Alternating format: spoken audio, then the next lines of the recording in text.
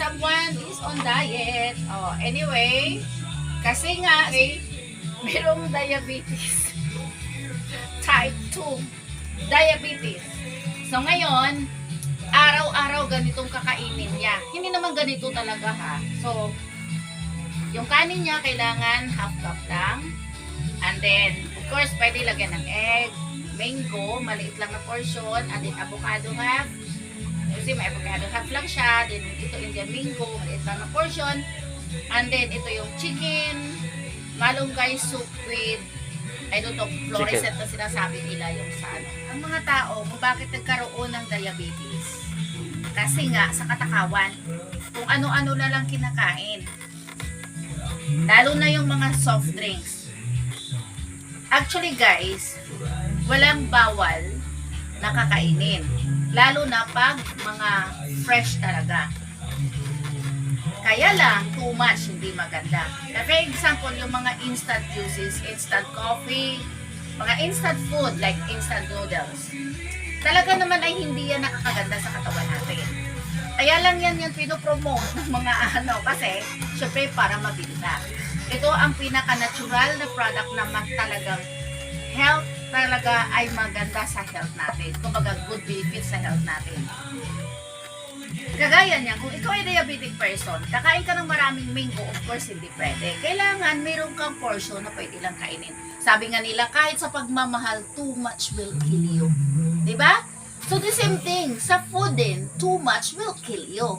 Kaya kailangan susunod tayo sa proper diet. Pag marami kang pera, marami kang nabibili, lahat ng masarap na pagkain, gusto mong kainin kasi marami kang ang pera eh. Pero anong labas bandang huli? Nagkakaroon ka ng diabetes, nagkakaroon ka ng heart disease, nagkakaroon ka rin ng kidney problems, kidney failures. So para maiwasan yun. So, diet, okay? Stop phone. Kakain na. He is on denial na may mga nakita kong symptoms sa kanya. So, kailangan dalhin ko siya sa doktor para makita doon. Ipapa-laboratory para malaman kung anong result talaga.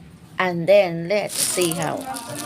And then, pumunta na rin ako dito guys sa drugstore para bibili ng monitoring para sa sugar niya.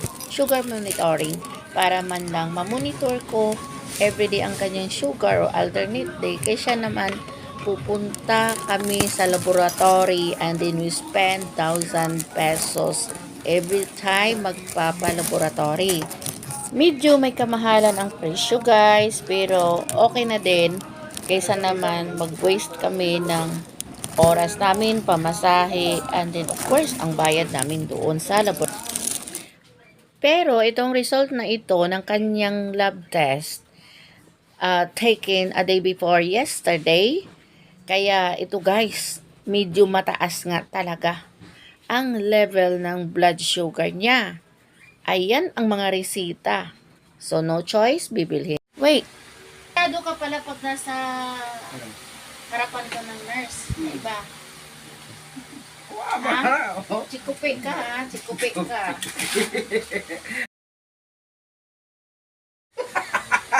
Oh. Uy, God! Nangunta na ka. Ipos na. Iba ha din ha. Day 120 over 80. Oh, normal ha? Kaya. Normal. Kapoy yan niya. Hindi ka. Most first day.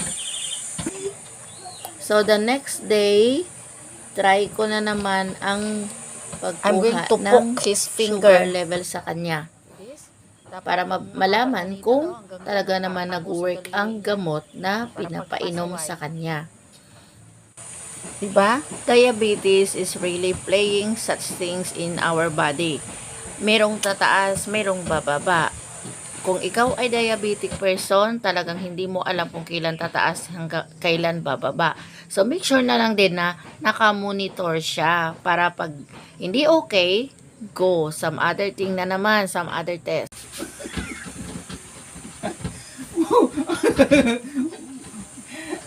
Say, oy.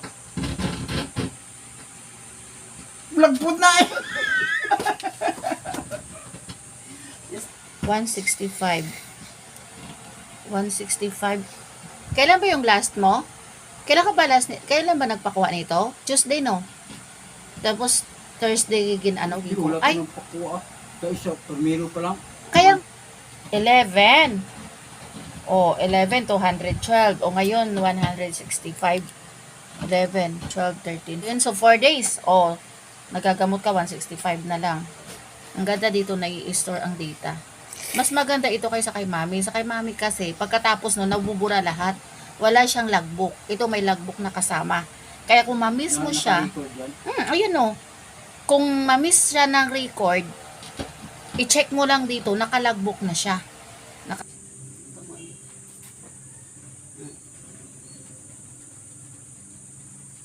Let's go. Wala Si Pahig. Sige na. Sakit kaya. Dali oo. Sakit ka. Ay, wala pa gani. Sakit na. Stood. Press na. Ano ba? Kulit Kulit. Agay. Arte ka ayo. Sige. No.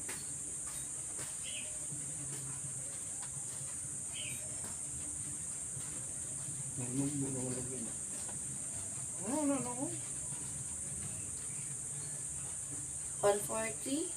Di ba? Okay. So, after that, dito naman siya ilalagay. 165 yun kanina, di ba?